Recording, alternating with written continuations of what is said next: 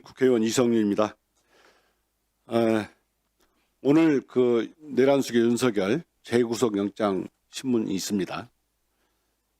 내란 우두머리가 12.3 내란 불법 기업 내란 일으킨 지 123일 만에 파면이 됐고 다시 그 구속 취소된 지 다시 123일 만에 다시 영장이 청구되고 있습니다.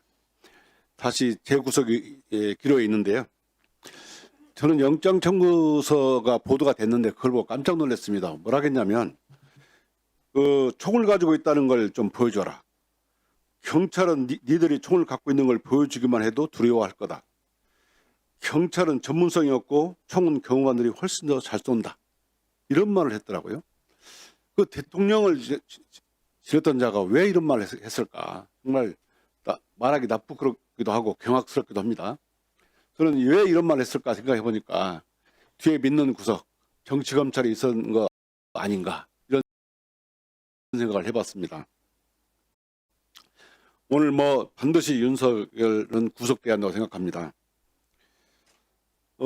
저는 특검이 발족하자마자 내란 장관 김용현을 기소해서 추가 구속되게 만들고 발족하자마자 무려 20일도 안 돼서 윤석열 내란 수괴를 영장을 청구하는 걸 보고 정말 특검의 필요성을 제대로 입증했다라고 생각합니다.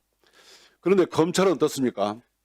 1월 26일 날 기소하고 이 소극적으로 직위원 재판부가 2주일에 한 번씩 재판하는 걸 두고 견제도 하지 않고 또 추가 수사에서 기소한 것도 없었습니다.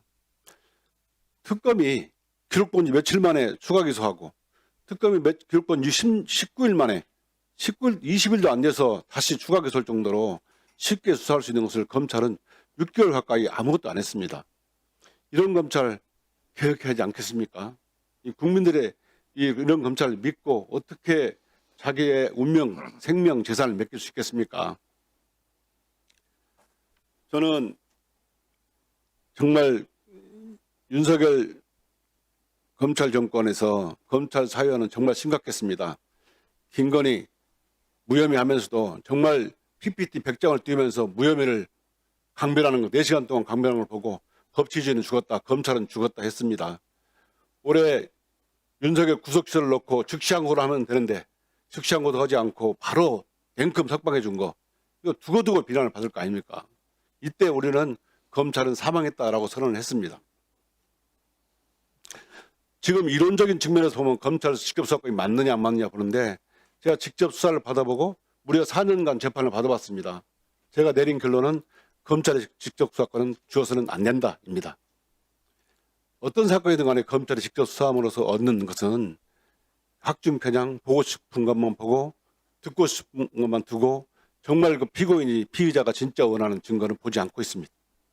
저는 스스로 검찰이 개혁할 운명을 스스로 자초했다라고 생각합니다.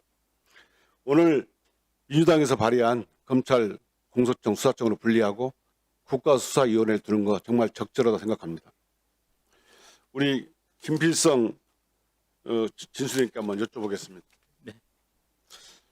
검찰개혁의 출발점이 바로 수사와 기소를 분리하는 것이 맞는데요. 우리 법안이 공소청과 중수청으로 설치하는 거잖아요. 네. 국민들도 그렇게 지금 다 받아들이고 있는 것 같습니다.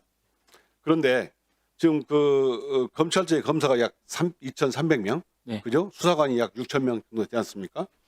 그러면 공소청과 중수청이 설치가 되면 현재 검찰청에 있는 수사관 6,000명 그리고 검사 2,300명은 어떻게 배분이 될 거라고 생각을 하고 계십니까? 일단 사실 이제 전체적인 수사 수요, 그다음에 공소적 공소 판단 이런 것들은 사실은 수요는 사실 총합은 일치하는 거니까요. 지금 하고 있던 인력들이 적절히 재배치될 필요가 있습니다. 그래서 수사 인력 같은 경우는 이제 검사를 제외한 수사 인력 같은 경우에는 대부분 중수청 중심으로 이동될 걸로 예상이 되고요.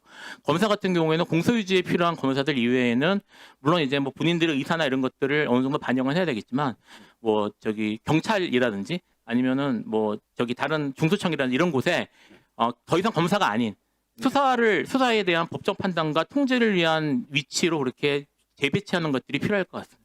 알겠습니다. 그 부분은 디테일한 부분은 네. 실무적으로 검토를 좀 해주시고요. 네.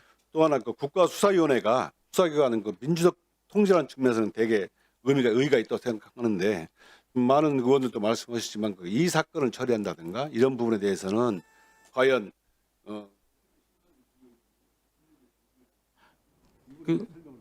그러니까 지금 뭐 구조는 사실은 이제 얘기하면서 미세 조정할 수 있겠지만 지금 이의시청이나 수사의 효율성에 대한 이런 고민들, 적정성 통제에 대한 고민들이 좀 있으신 것 같은데 이제까지 종래는 어떻게 이루어졌냐면요.